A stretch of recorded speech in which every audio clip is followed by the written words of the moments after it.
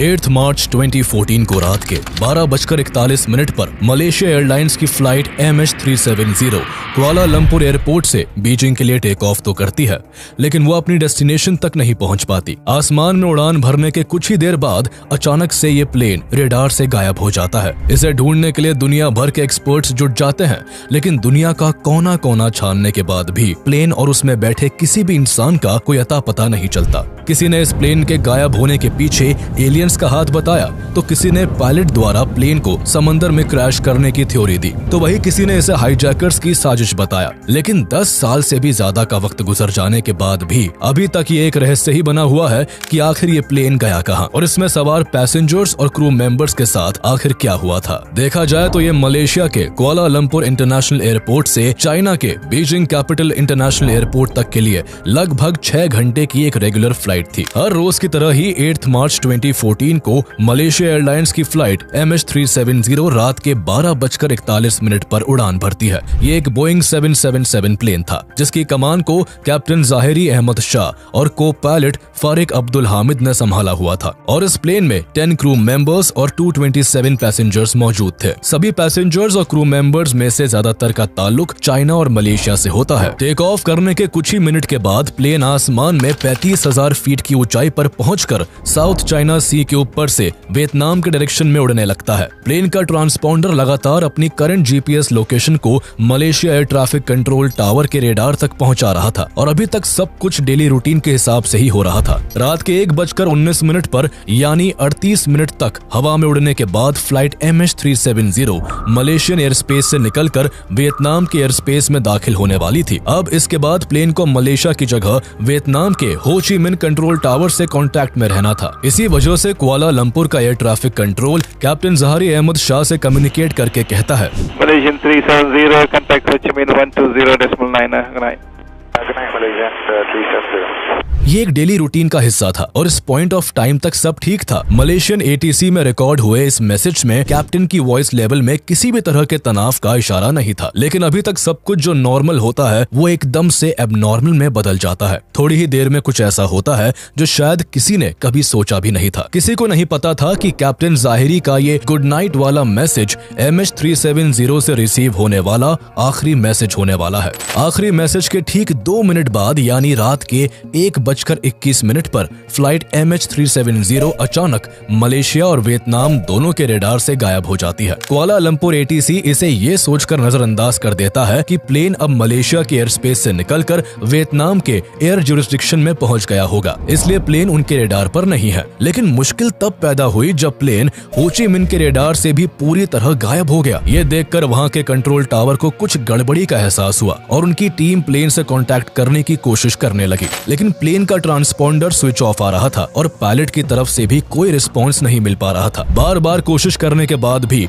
MH370 की ओर से कोई जवाब नहीं मिलने पर हो ची मिन टावर कुआलालंपुर ATC को इन्फॉर्म करता है कि प्लेन उनके रेडार पर नहीं है और हवा में अचानक से कहीं गायब हो गया है। आमतौर पर ऐसी इमरजेंसी सिचुएशन में रेस्क्यू टीम को 1 घंटे के अंदर इन्फॉर्म करना होता है, लेकिन लापरवाही दिखाते हुए कुआलालंपुर ATC ने एरोनॉटिकल रेस्क्यू कोऑर्डिनेशन सेंटर को ये जानकारी देने में पूरे 4 घंटे का वक्त लगा दिया। सुबह के 6:30 बज चुके थे और ये वही टाइम था जब फ्लाइट MH370 को बीजिंग के एयरपोर्ट पर लैंड करना था। सभी को उम्मीद थी कि शायद कोई चमत्कार हो जाए और प्लेन बीजिंग के धरती पर सुरक्षित उतर जाए, लेकिन ऐसा होता नहीं है। प्लेन तो दूर, वहाँ उसका साया भी नहीं पहुँचता। प्लेन जब अपने तय वक्त पर बीजिंग एयरपोर्ट पर लैंड नहीं किया तो प्लेन जहाँ से गायब हुआ था ठीक उस जगह पर इमीडिएटली एक सर्च ऑपरेशन शुरू किया जाता है। ये एक मल्टीनेशनल सर्च एफर्ट होता है जिसमें 7 कंट्रीज के 34 शिप्स और 28 एयरक्राफ्ट्स MH370 को साउथ चाइना सी और गल्फ ऑफ थाईलैंड के एरिया में ढूंढना शुरू कर देते हैं। लेकिन हैरान करने वाली बात यह थी कि काफी सर्च करने के बाद भी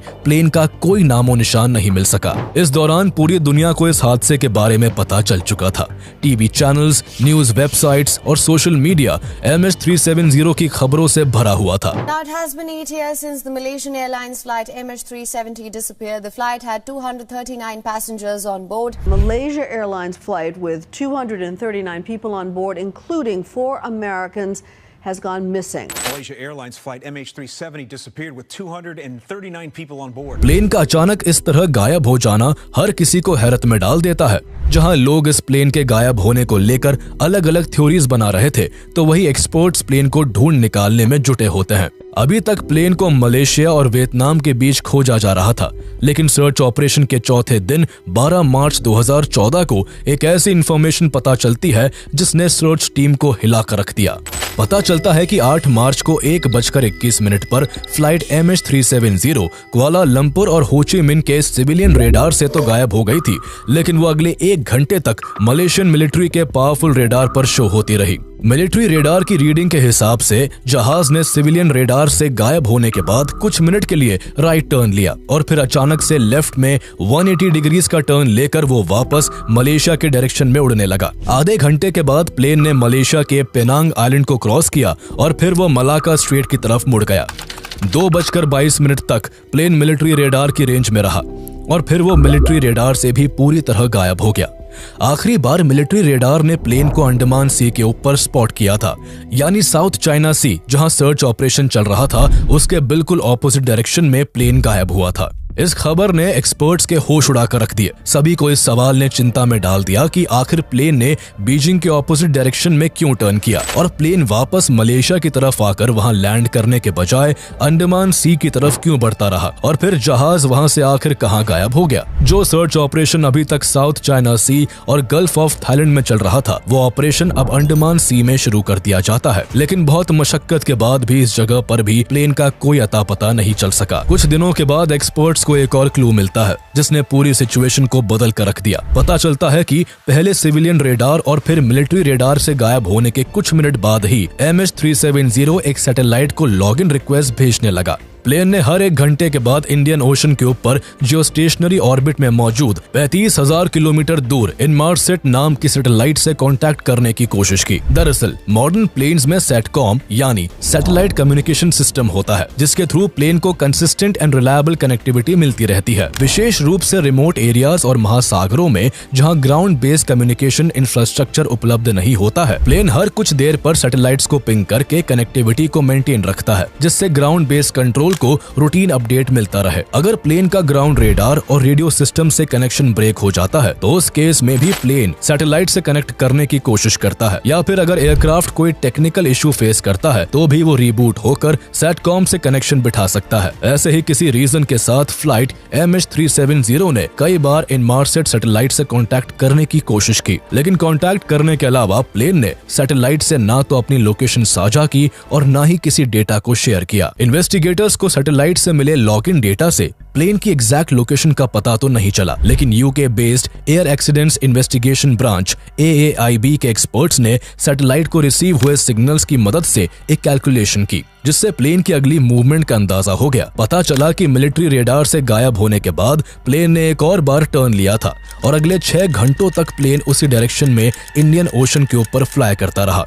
सुबह 8:19 पर प्लेन ने आखिरी बार इनमार्सेट सैटेलाइट से कांटेक्ट करने की कोशिश की थी, यानी पहली बार जब प्लेन को साउथ चाइना सी में ढूंढा जा रहा था उस वक्त प्लेन आसमान में ही उड़ रहा था, लेकिन उसकी लोकेशन वहां से कोसों दूर थी। प्लेन ने 6 घंटों में 7 बार सैटेलाइट से कांटेक्ट करने की कोशिश की, लेकिन 8वीं बार कोई कांटेक्ट हो पाता उससे पहले ही प्लेन का फ्यूल खत्म हो गया और प्लेन इंडियन ओशन में ही कहीं क्रैश कर गया। एक्सपर्ट्स ने प्लेन की एग्जैक्ट लोकेशन का पता लगाने के लिए प्लेन और सैटेलाइट के बीच के डिस्टेंस और उनके कॉन्टैक्ट्स के टाइम को रिकॉर्ड कर लिया। इस पूरे डेटा की मदद से 7 ऐसे सर्कल सामने आए जो उस रात पर्टिकुलर टाइम पर MH370 की लोकेशन को कवर करते थे। ये सर्कल्स सैटेलाइट हैंडशेक्स के नाम से भी जाने जाते हैं। प्लेन और सैटेलाइट के बीच पहला हैंडशेक रात के 2:25 और 27 सेकंड्स पर हुआ था, तो वही आखिरी सुबह 8:19 और 37 सेकंड्स पर हुआ।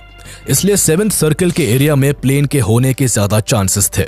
लेकिन ये अकेला सर्कल इतना बड़ा था कि ये कजाकिस्तान से लेकर चाइना, इंडोनेशिया और ऑस्ट्रेलिया को कवर करते हुए लाखों स्क्वायर किलोमीटर के समुद्र को घेरे होता है। इतने बड़े एरिया में प्लेन को ढूंढना लगभग नामुमकिन था, इसलिए एक्सपर्ट्स ने प्लेन की स्पीड, फ्यूल और बाकी सभी फैक्टर्स को कंसिडर करते हुए आखिरी सर्कल पर एक शेडेड एरिया आइडेंटिफाई किया, जिसको 7th आर्क का नाम दिया गया। इन्वेस्टिगेशन के अनुसार प्लेन सदर्न इंडियन ओशन के अंदर ऑस्ट्रेलिया के 2500 किलोमीटर साउथ वेस्ट में इस 7th 7th आर्क के एरिया में ही कहीं हो सकता था। इस आर्क को डिफाइन करने के बाद सर्च जोन थोड़ा नैरो जरूर हो गया था, मगर ये 7th arc southern Indian ocean के एक ऐसे हिस्से में है जिसे पहले कभी ज्यादा एक्सप्लोर नहीं किया गया। इंसान ने कितनी भी तरक्की कर ली हो, साइंस और टेक्नोलॉजी कितनी ही एडवांस क्यों ना हो गई हो, लेकिन सच तो यही है कि अभी तक हम समुद्र के केवल 5% हिस्से को ही एक्सप्लोर कर पाए हैं। इस सच को जानते हुए भी MH370 को ढूंढना बहुत जरूरी था। जब तक प्लेन और उसका ब्लैक बॉक्स नहीं मिल जाता, तब तक प्लेन के गायब होने की वजह का पता नहीं चल पाता।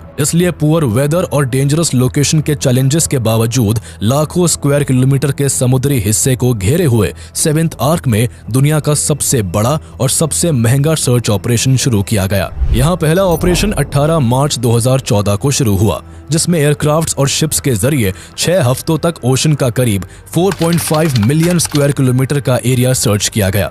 लेकिन इतने बड़े एरिया में सी के सरफेस पर कहीं भी प्लेन का कोई भी नामो निशान नहीं मिल सका। इसलिए 28 अप्रैल 2014 को पहला सर्च ऑपरेशन बंद कर दिया गया। इसके बाद डीप ओशन सर्च को कंडक्ट किया गया ताकि फ्लाइट 370 को समंदर के अंदर खोजा जा सके। अंडर वाटर सर्च के टाइम पूरे सी फ्लोर को कई महीनों तक स्कैन किया गया, लेकिन प्लेन मिलना तो दूर, एक भी ऐसा क्लू नहीं मिला जिससे प्लेन के वहां होने का पता चल सके। 29 जुलाई 2015 को यानी फ्लाइट MH370 के गायब होने के करीब 17 महीनों के बाद एक ऐसी खबर सामने आई जिसे सुनने के लिए सभी के कान तरस गए थे। मेडागास्कर के ईस्ट में सिचुएटेड आइलैंड ऑफ रियूनियन के किनारे पर वहां के लोकल्स को 2 मीटर का एक मेटालिक टुकड़ा मिलता है।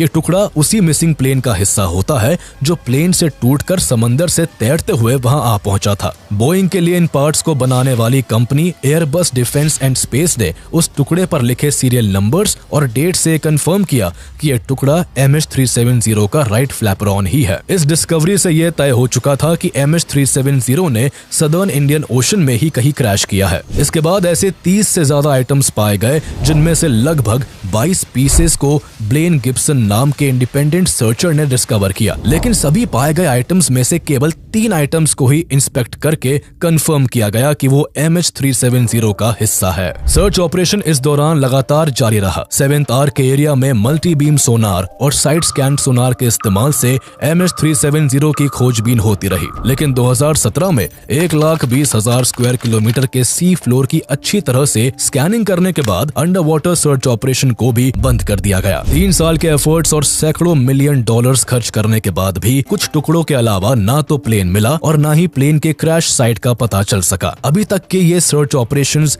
मलेशियन गवर्नमेंट की रिक्वेस्ट पर ऑस्ट्रेलिया के Australian transportation safety bureau ATSB के नेतृत्व में किए जा रहे थे, जिसमें ऑस्ट्रेलिया समेत और भी कई देशों के एयरक्राफ्ट्स, शिप्स और सबमरीन्स ने कंट्रीब्यूट किया था। यह ऑपरेशन एविएशन हिस्ट्री का सबसे लंबा और सबसे महंगा सर्च ऑपरेशन था, लेकिन अनसक्सेसफुल होने के बाद आखिरकार इस ऑपरेशन को भी रोक दिया गया। इस पूरे ऑपरेशन के दौरान ऑस्ट्रेलियन ओशनोग्राफर डॉक्टर डेविड ग्रिफिन अपनी एक अलग ही रिसर्च में लगे हुए थे। जब प्लेन का पहला टुकड़ा MH370 का राइट फ्लैपरॉन आइलैंड ऑफ रियूनियन पर मिला, तब से ही डेविड ने अपनी रिसर्च शुरू कर दी। उन्होंने किसी दूसरे प्लेन के फ्लैपरॉन का इस्तेमाल करते हुए उसे ओशन में फेंककर पूरे सीन को रिक्रिएट करने की कोशिश की। इस तरह वो फ्लैपरॉन की जर्नी को ट्रैक करते हुए MH370 की क्रैश साइट को पिन पॉइंट करना चाहते थे। उन्होंने इस एक्सपेरिमेंट के जरिए ड्रिफ्टर डेटा का इस्तेमाल करते हुए उस पिन पॉइंट लोकेशन को डिस्कवर कर लिया, जहां से MH370 के फ्लैपरॉन ने आइलैंड ऑफ रियूनियन तक पहुंचने में 500 दिन का समय लिया था। ये लोकेशन सदर्न इंडियन ओशन में 7th आर्क के एरिया के अंदर ही 35 डिग्री साउथ में थी। अंडर वाटर सर्च के दौरान ये 35 डिग्री साउथ वाली लोकेशन को चेक नहीं किया गया था। इस वजह से डॉक्टर डेविड ग्रिफिन की इस थ्योरी के बाद बहुत उम्मीद लगाई जाने लगी कि क्रैश्ड प्लेन इसी जगह पर हो सकता है। लेकिन मलेशिया और ऑस्ट्रेलिया द्वारा सर्च ऑपरेशन अब तक बंद किया जा चुका था, जिस वजह से डेविड की पिन पॉइंट लोकेशन पर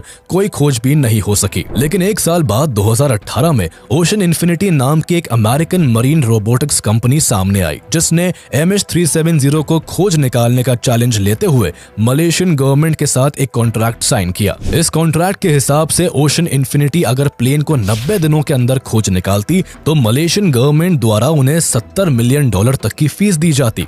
लेकिन अगर ओशन इन्फिनिटी प्लेन को ढूंढने में असफल रही तो उसे कोई भी फीस न देने की बात तय हुई। इससे पहले ऑस्ट्रेलियन ATSB का सर्च ऑपरेशन फेल हो चुका था। इसके बावजूद पूरा रिस्क लेते हुए ओशन इन्फिनिटी ने अपना सर्च ऑपरेशन शुरू किया। किया। इनके पास बहुत ही advanced underwater surveillance vehicles थे, जिनकी मदद से इन्होंने ओशन के फ्लोर की अच्छी तरह से मैपिंग करना शुरू किया। इस बार ओशनोग्राफर डॉक्टर डेविड ग्रिफिन का बताया गया 7th आर्क में 35 डिग्री साउथ का एरिया भी चेक किया गया। 1,12,000 स्क्वायर किलोमीटर के ओशन फ्लोर को सर्च करने के दौरान ओशन इन्फिनिटी को अपने एडवांस इंस्ट्रूमेंट्स के जरिए समंदर के अंदर बड़ी बड़ी चट्टानों से लेकर वोल्केनोस तक मिले, लेकिन अगर कुछ नहीं मिला तो वो थी MH370। 5 महीनों की मशक्कत के बाद ओशन इन्फिनिटी का ये ऑपरेशन भी फेल होकर बंद हो गया। एक और जहां MH370 को ढूंढ निकालने में एक के बाद एक कई सर्च ऑपरेशंस नाकाम हो रहे थे, तो वही इन सब के बीच सोशल मीडिया पर इस प्लेन को लेकर नई नई थ्योरीज बन रही थी। सभी उलझनों को दूर करने के लिए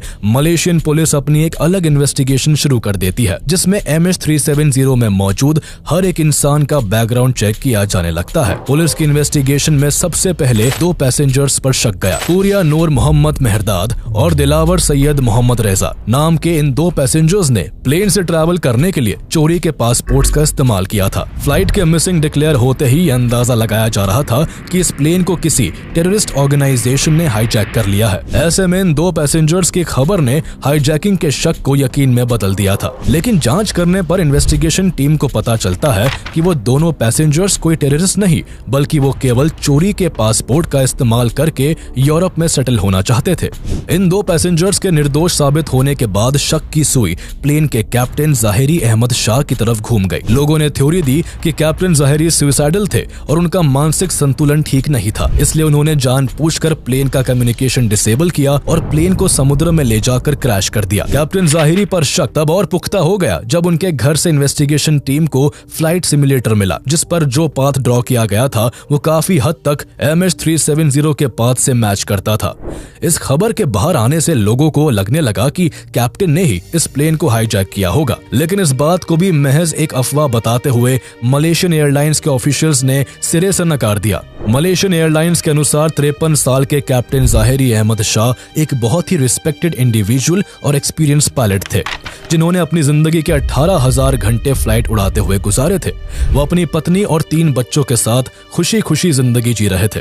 वही उनका बैकग्राउंड चेक करते वक्त पुलिस को ऐसा कुछ भी नहीं मिला जिससे उन्हें दोषी माना जा सके। इसके अलावा प्लेन के अपने रास्ते से भटकने और फिर गायब होने के पीछे तीसरी थ्योरी सामने आती है। माना जाता है कि प्लेन जब वियतनाम के एयर स्पेस में एंटर कर रहा था, उस वक्त पायलट ने प्लेन में किसी टेक्निकल मैलफंक्शन को नोटिस किया। सीरियस इशू होने की वजह से पायलट ने प्लेन को बीजिंग की जगह मलेशिया में ही लैंड करने का सोचा, इसलिए वहाँ से 180 डिग्रीज का लेफ्ट टर्न लेकर प्लेन वापस मलेशिया की ओर उड़ने लगा। लेकिन इससे पहले कि प्लेन मलेशिया के किसी एयरपोर्ट पर लैंड कर पाता, प्लेन में इलेक्ट्रिकल फायर हुआ और प्लेन के ट्रांसपोंडर ने काम करना बंद कर दिया। आग लगने से प्लेन के अंदर ऑक्सीजन की कमी होने लगी और पैसेंजर समेत क्रू और पायलट सभी बेहोश हो गए। इस वजह से पायलट और उनका क्रू इस बात से अवेयर ही नहीं था कि प्लेन कैसे और कहां जा रहा है। प्लेन उनके कंट्रोल से बाहर होने के बाद ऑटो पायलट पर चलने लगा और तब तक उड़ता रहा जब तक फ्यूल खत्म नहीं हो गया। फ्यूल खत्म होने के बाद प्लेन इंडियन ओशन में क्रैश कर गया। जहां इस थ्योरी को कुछ हद तक